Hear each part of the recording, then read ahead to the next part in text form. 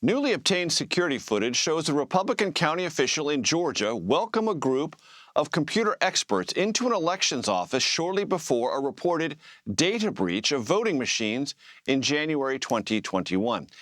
In the video seen here, Coffee County Republican Party Chairwoman Kathy Latham escorts technicians from Sullivan Strickler into a local election official office.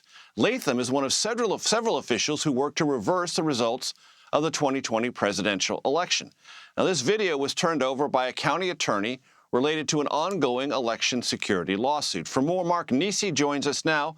Mark is an elections reporter for the Atlanta Journal-Constitution and has been following this story closely. Mark, what more can you tell us about why the Georgia Bureau of Investigation and Fulton County are investigating what's happening in this video?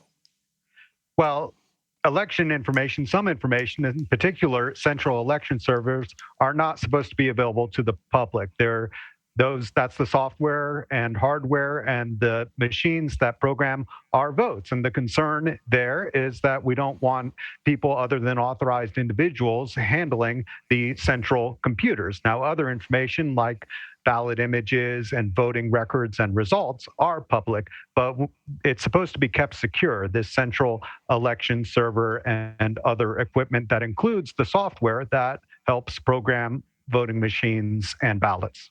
Right. And Mark, let me just interject there. This is a security measure many jurisdictions around the country take to make sure that this process is not meddled with by interested parties. True?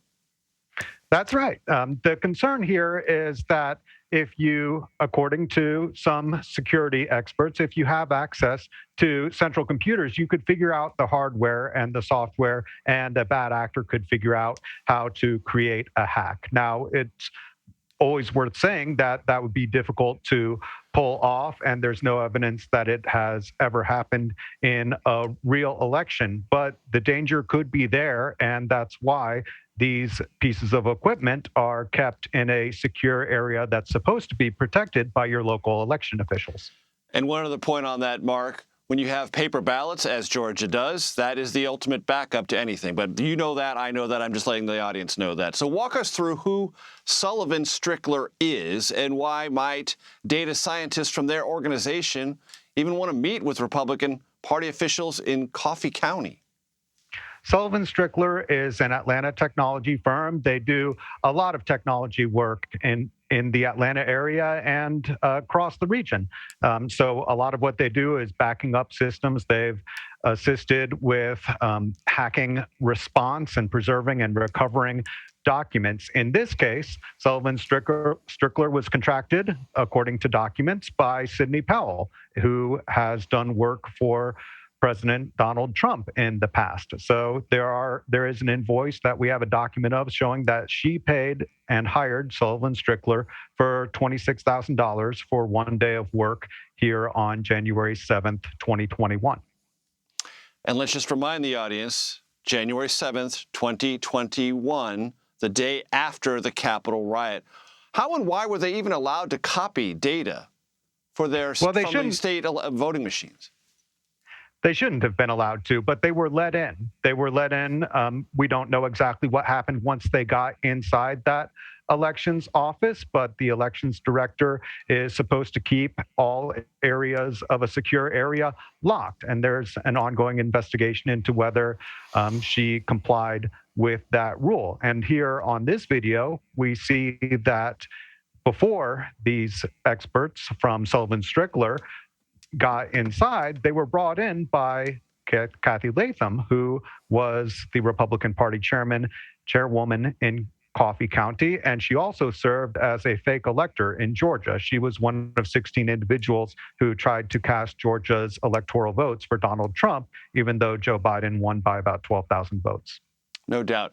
The state of Georgia recently passed legislation to allow the state legislature effectively to take over elections from certain counties in Georgia, Fulton County among them. Might there be a move to do the same in Coffee County? Does the law even provide for that? It's possible, but under normal circumstances, it would require a request from the local representatives and senators who represent that area.